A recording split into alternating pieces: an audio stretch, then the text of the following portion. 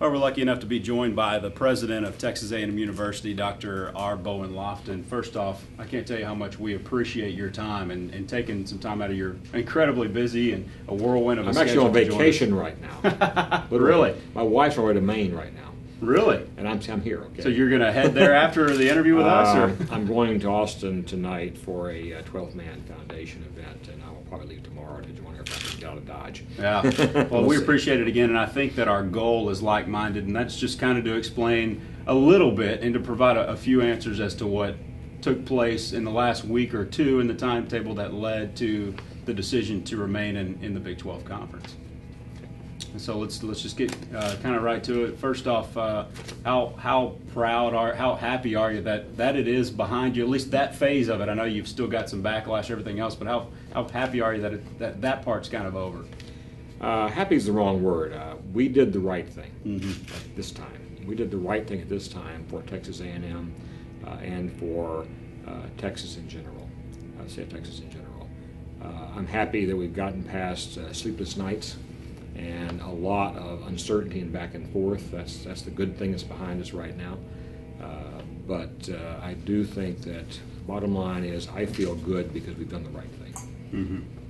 What about your background? Just kind of a side note that some people might not know, but your background at NASA and analyzing models. You've got an extensive history. Just reading your biography. How do you think you were able to use that in terms of, because it is somewhat similar. That may be a lot more important than conference realignment, the things you were able to do over there as a consultant with NASA, but how did you kind of use that to because I know a lot of higher ups at A&M were kind of counting on you to analyze. You had three options here: Pac-10, SEC, Big 12, and to really rely on you to kind of come up with your recommendation as to what would be the best move.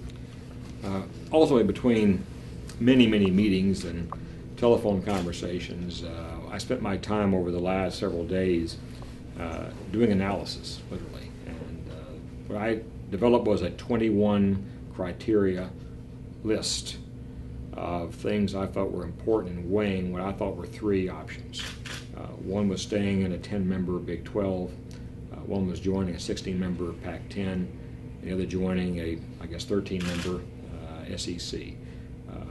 And those factors were not all obviously equally weighted, but they were factors I felt were important to the university, to especially our students, former students, and to the state of Texas.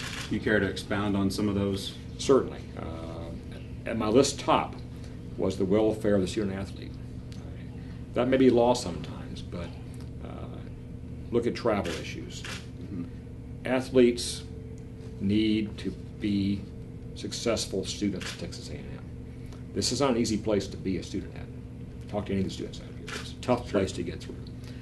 And we want to make sure our athletes are not going to be unduly negatively affected by travel schedules that really make their lives hard in terms of classes, attending classes, getting homework done, those kinds of things. They also perform poorly athletically if they're stressed from traveling. The records show that. You can look at the data. It shows you very clearly that when you travel a lot, you begin to have your athletic capabilities also diminished. So I put that welfare at the top of my list to make sure our student athletes were not going to be poorly served by any choice we made. Mm-hmm. So that was one major factor for me. Another factor was culture. One in particular I had was land grant membership in a conference. How many land grants are there? We're a land grant institution here, of course. In the Pac-10, we had fewer than in another conference, you see. And so we look at that situation as well. What is the culture of a conference based on who you are as an institution? We're an old university by U.S. standards. We're a land grant. We admit, for example, every year a quarter of our freshman class is first-generation college kids. That's something land grants tend to do.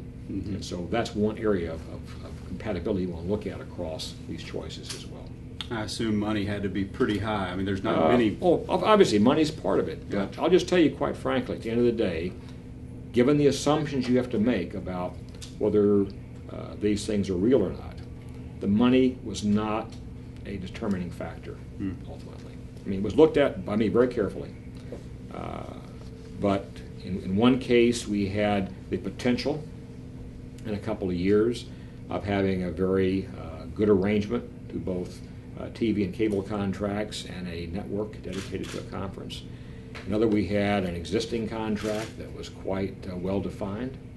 And a third, we have again, the potential near term, very near term, of seeing a significant change in revenue flow from the conference to the schools that are members. So you have to, of course, look at the likelihood of these things coming out the way they're predicted. But when you make that assumption, guess what? It wasn't that big a difference between the three options financially. And everybody thinks it's money driving this. Well, money may be driving it to some extent, but really what's driving it is the fact that the value of college sports has increased a lot. Our contracts in the Big 12 have been around a while, and that's reflected. And you all know what's happened. A couple of years ago, the SEC got a very, very good contract. Before that, it wasn't that good. The ACC has now gotten a very good contract given their size and their visibility, and it wasn't that good beforehand. The Pac-10 is worse than ours right now, the Big 12 currently, okay? Things are changing. There's now been a long period of time when we had fixed contracts based on a decade-old circumstance, and we're now in a wave of those being renegotiated. And that's changing everything, not just for us in this particular conference here, but for the entire national scene. We have the advent, in the case of the Big Ten, of its own network coming up. That's changed things a bit as well. These are all going on right now, okay? And so money's driving in a sense, but guess what? It's not a factor when you look at across these three options here. There weren't that many differences between the actual revenue flow to us, Texas A&M, in any of the three cases, if you assume they play out the way they may play out.